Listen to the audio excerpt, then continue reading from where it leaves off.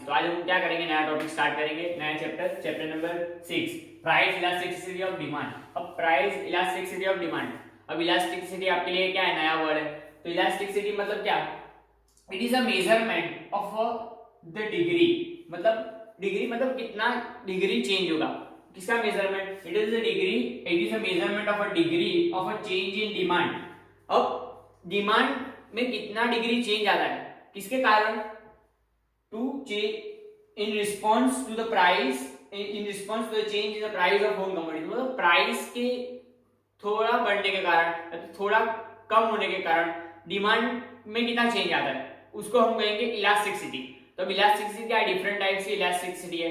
तो क्या है, कुछ गुड्स क्या होता है कि गुड्स की प्राइस डाउन जाती है तो उनका क्या होता है, क्वांटिटी डिमांड बढ़ती है। बट कुछ गुड्स ऐसे होते हैं जिनकी प्राइस बढ़ने से भी क्वांटिटी डिमांड बढ़ता है। कुछ गुड्स ऐसे होते हैं कि जिनकी क्वांटिटी डिमांड कम होने, प्राइस घटने से क्वांटिटी डिमांड कम होता है। ठीक है, कुछ तरह के लग्जरियस गुड्स जो है ना, ब्रांडेड गुड्स होता है, जिनकी प्राइस कम हो जाती है तो वो लोग क्या करते हैं, कम बाय करते हैं, क्योंकि वो लोग प्राइस स्टेटस होता है उनका कि जैसे महंगा गुड, जितना महंगा गुड्स यूज करेंगे उतना क्या है, उनका पर्सनालिटी अच्छी दिखेगी, इसलिए क्या हाई प्राइस होती है, फिर वो लोग ज्यादा गुड्स कंज्यूम करते हैं। तो हम क्या देखेंगे, measurement of a price related demand, वो देखेंगे।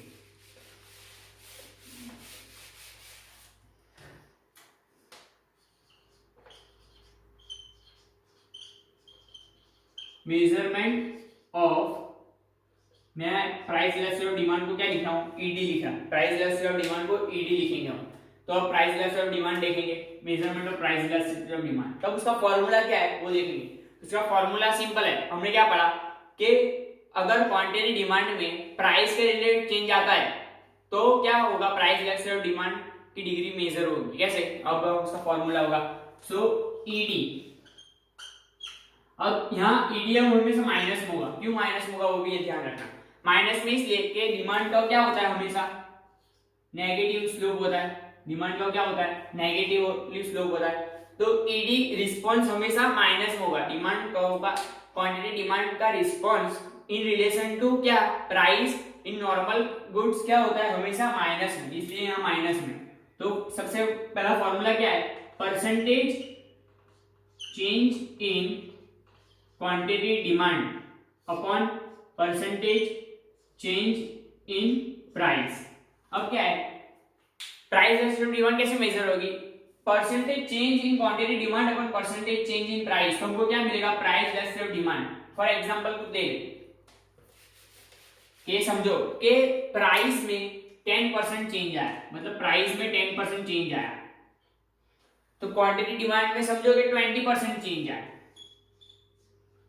कि अगर प्राइस 10% कम हुई तो क्वांटिटी डिमांड कितना हो गया, 20%। तो क्या होगा, 20% अपॉन 10%, तो ईडी क्या मिला आप लोगों को, 2 मिला। तो ऐसा कि प्राइस 10% कम हुई तो क्वांटिटी डिमांड 20% बढ़ गया, तो हमको ईडी क्या मिला, 2। अब क्या है, ये फॉर्मूला है, ये फॉर्मूला याद रखना, मैं आपको कौन कौन से फॉर्मूला याद रखना वो भी बता रहा हूँ। 3 फॉर्मूला है, इससे ही डिराइव होंगे, बट सिंपली फॉर्म में उसका सिंपली फॉर्म निकालेंगे, सिंपलाइज करेंगे तो हमको 3 फॉर्मूला और मिलेंगे। तो वो 3 फॉर्मूला भी आपको याद रखने, तो वो 3 फॉर्मूला मैं आपको बता रहा हूँ।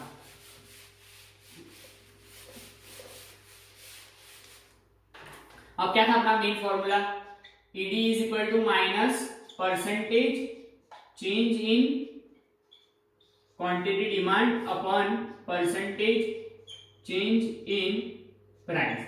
अब percentage change in quantity demand को हम कैसे लिख सकते हैं, तो percentage change in quantity demand में लिख रहा हूं, सो समझोगे फॉर Q1 माइनस Q अपन, फिर आएगा इसके नीचे क्या है, sorry P minus P upon Q। तो ये क्या है, ये दोनों दो के इसमें 100 आएगा, क्या 100 यहाँ पे भी आएगा, 100 यहाँ पे भी आएगा, क्योंकि अगर परसेंटेज हम निकालते हैं, कोई भी चीज का परसेंटेज निकालते तो क्या करता है कि जो परसेंटेज निकाला होता है उसका लिखते हैं। तो यहाँ पे हमने क्या लिखा, change in Q upon Q into 100, तो ये 100 क्या होगा, कट होगा। तभी अपना फॉर्मूला क्या, ये याद रखना है आपको, ये वाला फॉर्मूला आपको याद नहीं रखना, ये वाला फॉर्मूला आपको डिराइव करना है। अब इससे बनेगा एक नया फॉर्मूला, तो वो आपको याद रखना अच्छे से, क्योंकि आगे सम्स करेंगे उसमें काम लगेगा। तो क्या है, Q1 minus Q upon P1 minus P। तो अब ये यहाँ P है तो ये इधर जाएगा तो क्या हो जाएगा, इंटू हो जाएगा, और ये इधर Q, तो इज इक्वल टू आपको क्या मिलेगा, ED मिलेगा। इसको बोलते हैं price elasticity of demand. Price elasticity of demand आपको मिलेगा। तो आपको ये वाला फॉर्मूला याद रखना है। कौन सा, एक ये वाला फॉर्मूला, दूसरा ये वाला फॉर्मूला। अब इसी से हम क्या है तीसरा फॉर्मूला बनेगा, वो क्या है आपको कैसे याद रखना है, वो सिंपल यही फॉर्मूला है बट सिंपल फॉर्म में। तो मैं ये वाला फॉर्मूला रख कर रहा हूं। अब इसी से मैं आपको यहाँ नया फॉर्मूला, तो क्या लिखेंगे, change in Q upon change in P into P by Q। जब आपको P1 और Q1 ना दिया हो तब तो आपको ये काम लगेगा, जब कोई एक पर्टिकुलर चीज ना दिया जाए, जैसे कि सम कर रहा है और सम में हमको जैसे कि Q दिया होगा, Q1 दिया होगा, P दिया होगा, P1 दिया होगा, तो अगर समझो कि P नहीं दिया इस बार तो हम ये वाला फॉर्मूला यूज कर सकते हैं। अगर सब दिया है तो ये वाला फॉर्मूला बेस्ट है। और डायरेक्ट अगर परसेंटेज में दिया हुआ है कि change percentage change in this, तो ये वाला फॉर्मूला यूज करना है।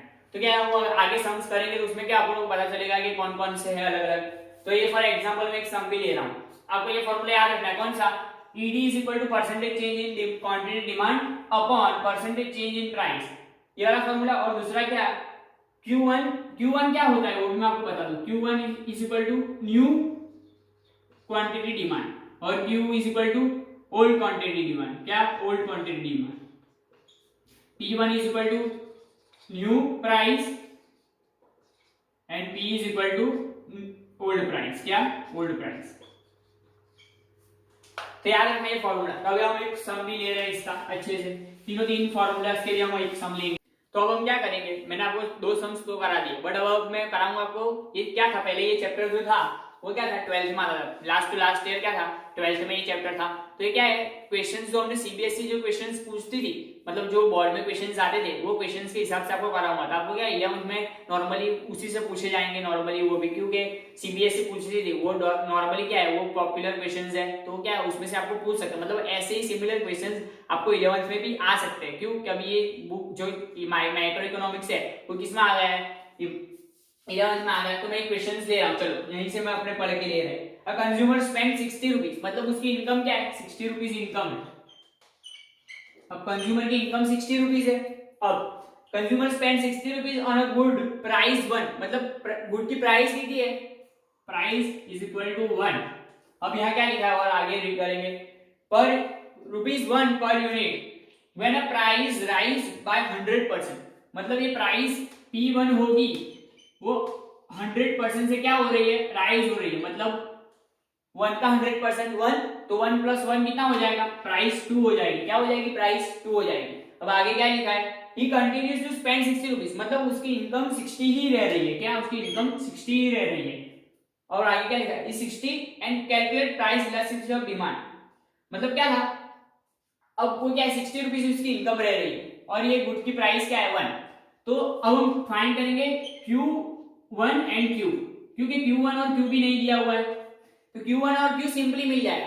टोटल इनकम एक्सपेंडिचर कर रहा है वो, मतलब 60 रुपीज पूरे के पूरे वो कर रहा है। तो पहले अगर 60 रुपीज का परचेस करता है और डिवाइड बाय 1, मतलब 1 रुपये का एक गुड्स, तो उसके पूरे 60 रुपीज यूटिलाइज होने के लिए उसको कितने से गुड यूज करने पड़ेंगे, 60 यूज करने पड़ेंगे। सॉरी ये क्या है Q, अब Q1 में क्या करना पड़ेगा, उसको 60 डिवाइड बाय 2 करेंगे। क्यों, तो उसकी इनकम है पूरी 60, तो अब उससे डिवाइड करेंगे, प्राइस से डिवाइड करेंगे तो हमको मिल जाएगी कितनी क्वांटिटी उसने बाय की होगी, कितनी क्वांटिटी उसने बाय की होगी। तो उसने कितनी क्वांटिटी बाय की होगी, 60 डिवाइड बाय 2 मतलब 30, उसने बाय की होगी 30। तो अब हमको क्या फाइंड करना है, प्राइस इलास्टिसिटी ऑफ डिमांड, मतलब ईडी फाइंड करना है, ईडी फाइंड करना है। आपको ऐसे भी सम्स दिए होंगे, क्योंकि ये सम्स कब आया था, 2015 में आया था, सीबीएसई 2015 में आया था, तब मैं आपको कराऊंगा इसका सॉल्यूशन। तो याद रखना ये सब। फॉर एग्जांपल अब कौन से स्टार्ट करेंगे, हमको क्या सभी चीजें दी हुई है, तो हमको कौन सा फॉर्मूला लगाना है, लास्ट वाला फॉर्मूला, मतलब delta Q upon delta P into P by Q, P by Q, ये वाला फॉर्मूला लगाएंगे। तो सिंपली 30 माइनस 60, तो -30, फिर है 2 - 1 तो 1, इंटू क्या है, पी क्या है अपना, पी था 1 अपॉन ये क्या है, क्यू क्या है अपना 60, तो क्यू है 60, तो सिंपली इससे हमको मिल जाएगा कितना 0.5, वो कितना माइनस में क्या मिलेगा हमको ईडी, प्राइस वर्सेस डिमांड क्या मिला ईडी। अब आंसर हम वेरीफाई भी कर रहे हैं, क्या है 0.5 ये आंसर है, तो क्या इससे हमको आंसर मिला 0.5। मतलब ये क्या है इलास्टिक, मतलब ये क्या है अगर थोड़ा प्राइस में चेंज होगा तो क्वांटिटी डिमांड में बहुत चेंज नहीं आ रहा, थोड़ा चेंज आ रहा है, मतलब 0.5 डिग्री का चेंज आ रहा है। अगर क्वांटिटी डिमांड में कुछ भी चेंज होगा, मतलब प्राइस में कुछ भी चेंज होगा, तो इसमें चेंज कितना आएगा ये पर्टिकुलर गुड्स में 0.5। अब हम अगला क्वेश्चन देखेंगे। अब हम एक नया सम लेंगे, वो जो 2014 में आया था, मतलब सीबीएसई 2014 में सम आया था, मैं आपको वो कराऊंगा। तो इसमें क्या लिखा है, price elasticity of demand is -1। तो आपको क्या दिया हुआ है, सबसे पहले जो जो आप रीड करो ऐसे ऐसे लिखते जाओ तो आपको आसानी होगी क्या। तो price elasticity of demand is equal to -1, तो ईडी दिया हुआ है। फिर क्या लिखा हुआ है कि price elasticity of demand of a good is -1, calculate percentage change in a price, calculate percentage change in a price. तो हमको क्या कैलकुलेट करना, परसेंटेज चेंज इन प्राइस। तो ये मैंने सिंपल आपको बताया कि अगर ये percentage change in price calculate करना तो कौन सा फॉर्मूला लगाएंगे, तो फॉर्मूला मैं डायरेक्ट यहाँ लिख रहा हूँ, कौन सा, percentage change in quantity demand upon percentage change in price. तो आपको क्या मिलेगा, ईडी मिलेगा। आपको ईडी तो पहले से दिया हुआ है, आपको फाइंड क्या करना है, ये फाइंड करना हुआ है, आपको इससे पहले ये फाइंड करना पड़ेगा। तो इसके लिए हमको क्या दिया आगे हम देखेंगे, calculate the percentage change in price that will rise the demand from 20 to 30। मतलब यहाँ ऐसा लिखा है कि परसेंटेज चेंज इन प्राइस कितने से बढ़ेगा अगर डिमांड 20 से 30 हो जाएगी। तो 20 पहले थी, इसका मतलब ऐसा 20 से 30 हो जाएगी, इसका मतलब क्या हुआ 20 पहले थी तो Q अपना 20 हो गया और 30 क्या हो गया अपना Q1। तो अपने को Q भी मिल गया, Q1 भी मिल गया। तो हम फॉर्मूला हम पुट करेंगे सिंपल। तो फॉर्मूला क्या है, हम इसको चेंज नहीं करेंगे। तो फॉर्मूला हमारा क्या है, ED इज इक्वल टू ये वाला है, तो हम लिखेंगे Q, क्या लिखेंगे Q1। तो हम क्या लिखेंगे यहाँ सिंपल हमारा फॉर्मूला पूरा ऐसा मैं लिए जा रहा हूँ, Q1 minus Q upon Q into 100 अपन क्या लिखेंगे परसेंटेज चेंज इन प्राइस। तो ये क्या आएगा, मैं आपको यहाँ अलग से सॉल्व करके बता रहा हूँ ये क्या आएगा। तो डेल्टा सिंपल डेल्टा निकाल लेंगे, तो 30 माइनस 10, तो 30 माइनस 20 10 डिवाइड बाय क्या 20, तो कितना होगा 0.5 इंटू 100, तो कितना होगा 0.5 इंटू 100, तो सिंपल 50, तो 50, तो यहां मैं कर रहा हूं अब क्या ED इज इक्वल टू, यही लिख रहा हूं, ED is equal to 50% upon percentage change in price. तो परसेंटेज 50, अब हमको ED क्या दिया हुआ है, ED is equal to -1, ED is equal to -1, अपना ये आंसर क्या माइनस में आता है। तो ये क्या है माइनस माइनस, इधर से माइनस माइनस ये कट के प्लस हो जाएगा, और ये अब आएगा अपना आंसर क्या, प्राइस वर्सेस डिमांड इधर जाएगा, तो क्या हो जाएगा percentage change in price is equal to, ये इधर जाएगा, इज इक्वल टू क्या हुआ अपना आंसर मिला 50%। तो अपना आंसर क्या है percentage change in price is equal to percentage क्या है 50% आ गया, percentage change in price is equal to 50%। कैसे मिला फिर से एक बार मैं रिवाइज कर रहा हूं, elasticity is -1, price versus demand हमको प्राइस वर्सेस प्राइस हमको फाइंड करनी थी, और क्यू दिया हुआ था और Q1 दिया हुआ था। कैसे पता चला कि उसमें ऐसा लिखा था कि प्राइस में चेंज आने के कारण डिमांड 20 से 30 हो गई, मतलब क्या डिमांड बढ़ गई, तो हमारा परसेंटेज चेंज इन प्राइस कितना मिल गया 50 मिल गया। अब हम देखेंगे नेक्स्ट क्वेश्चन। अब हम क्या करेंगे, मैंने आपको 3 फॉर्मूला बताया, अब मैं क्या बताऊंगा कि अगर कोई मिसिंग फिगर है, मतलब या तो क्वांटिटी नहीं दिया तो प्राइस नहीं दिया, तो समझो कि इलास्टिसिटी तो हम फाइंड कर ही लेते आराम से। तो क्या है अब अगर क्वांटिटी नहीं बताई, Q1 नहीं बताया, Q नहीं बताया, समझो कि कुछ भी नहीं ऐसा Q1 दिया होगा, Q नहीं दिया, और बाकी सब P1 और P दिया हुआ है। फॉर एग्जाम्पल P नहीं दिया, फिर P1 नहीं दिया, यार सब दिया होगा, कोई एक चीज नहीं दी, फॉर एग्जाम्पल ये नहीं दिया, तो ऐसा हम सम देंगे। वो भी हम कौन सा देखेंगे, जो सीबीएसई ने लास्ट ईयर मतलब जो पहले पूछे हुए बोर्ड एग्जाम में वही देखेंगे। तो मैं एग्जाम्पल यही से ले रहा हूँ, ये क्या है एग्जाम्पल, कंज्यूमर बाय 18 यूनिट्स, मतलब कंज्यूमर क्या कंज्यूम कर रहा है 18 यूनिट्स, तो 18 यूनिट्स मतलब Q कितना 18, consumer buy 18 units of a good at a price of 9, मतलब 9 रुपया जो प्राइस थी तो कंज्यूमर 18 यूनिट खरीदता था, क्या 18 यूनिट खरीदता था। अब the price elasticity of demand of a good is -1, मतलब price elasticity of demand is equal to -1, ये भी दिया हुआ -1 दिया हुआ है। अब आगे क्या दिया हुआ है, how many units the consumer will be buy at a price of 10, मतलब Q क्या फाइंड करना है, Q1 फाइंड करना है। कैसे पता चला, इसमें ऐसा बोला है कि अगर प्राइस 10 होगी, मतलब प्राइस नई प्राइस जो है हमारी वो 10 होगी, तो क्वांटिटी डिमांड कितनी वो करेगा परचेज, मतलब क्वांटिटी डिमांड कितनी बाय करेगा वो फाइंड करना है। तो मैंने आपको बताया था कि अगर मिसिंग फिगर है तो कौन सा फॉर्मूला याद करो, मैंने अभी बताया मैंने आपको कौन सा फॉर्मूला, तो delta Q upon delta P into P by Q, ये वाला फॉर्मूला लगाना है। कौन सा, ये वाला फॉर्मूला, हमेशा मिसिंग फिगर में ये वाला फॉर्मूला यूज करोगे तो आसानी से आपको मिल जाएगा। अगर परसेंटेज वाला फॉर्मूला लगा दो तो वो क्या कंफ्यूजिंग हो जाएगा, इसलिए आपको ये वाला फॉर्मूला अच्छे से याद रखना है। तो मैं 1 बाय 1 पुट करता हूँ। अभी क्या है, मेरे को Q1 फाइंड करना है ना, अगर समझो मेरे को Q1 फाइंड करना है तो मैं Q को चेंज नहीं करूंगा। अगर मेरे को P1 फाइंड करना होता है या तो P फाइंड करना होता तो मैं डेल्टा P को चेंज नहीं करता, बाकी सब मैं वैल्यू पुट करूंगा। अभी डेल्टा Q को मैं ऐसे ही रहने दे रहा हूँ, तो समझो ये -1 हमारा फॉर्मूला यहाँ माइनस में हुआ। अब समझो कि डेल्टा Q को मैंने क्या बोला, चेंज नहीं कर रहा हूँ अभी, क्यों कि हमको आसानी से आंसर मिले, इसलिए मैं डेल्टा Q को डेल्टा Q ही रहने दे रहा हूँ। अब क्या है, P के वैल्यू हम करेंगे 10 माइनस, तो यहाँ आ गया 1 आ जाएगा, इंटू क्या है अपना यहाँ P 9 है, और Q की यहाँ वैल्यू पुट करेंगे, क्या है Q 18, तो अब क्या होगा, ये 1/2 हो गया। तो अब इसको क्या करेंगे, हम इधर लेके आएंगे तो इधर सिर्फ क्या बचेगा, डेल्टा Q अपन 1 बचेगा। तो अब क्या करेंगे, -1 इंटू क्या करेंगे 2/1, तो सिंपल क्या हो जाएगा अपना आंसर इसका -2 हो जाएगा, -2। तो अब क्या करेंगे, -2 अपॉन आपको रहेगा चेंज, क्या रहेगा डेल्टा चेंज रहेगा।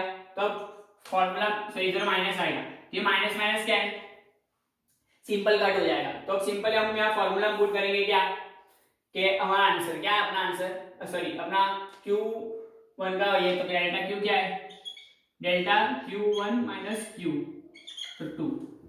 अब Q1 माइनस क्या करना है, Q करना है, तो Q क्या दिया हुआ है, Q1 नहीं दिया हुआ है।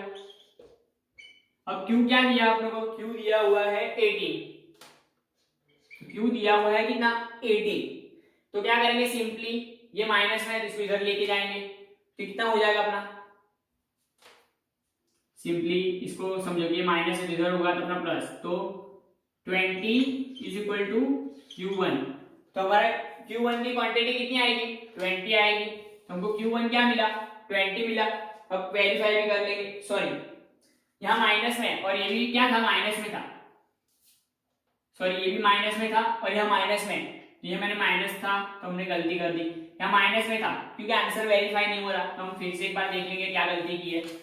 अब यहाँ माइनस है और यहाँ भी माइनस था, सॉरी ये वाला माइनस नहीं था इसलिए मैंने यहाँ गलती हो गई अपने से, यहाँ माइनस है, यहाँ -2 था, कैसे फाइंड किया था, वो -1 इलास्टिसिटी दिया हुआ था।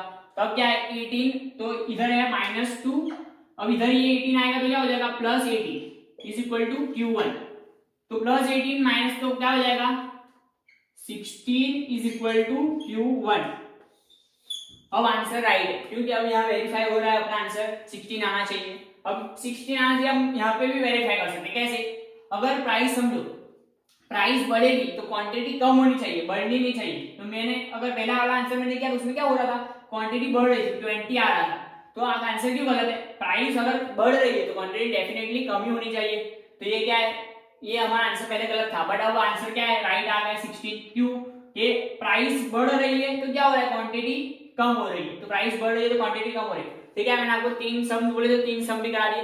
मैं क्या करूंगा, अब जब एग्जाम करीब होगी तब आपके लिए मैं क्या करूंगा, पूरे जो लास्ट ईयर्स के हैं जो क्वेश्चंस वो आपको रिवाइज करा दूंगा।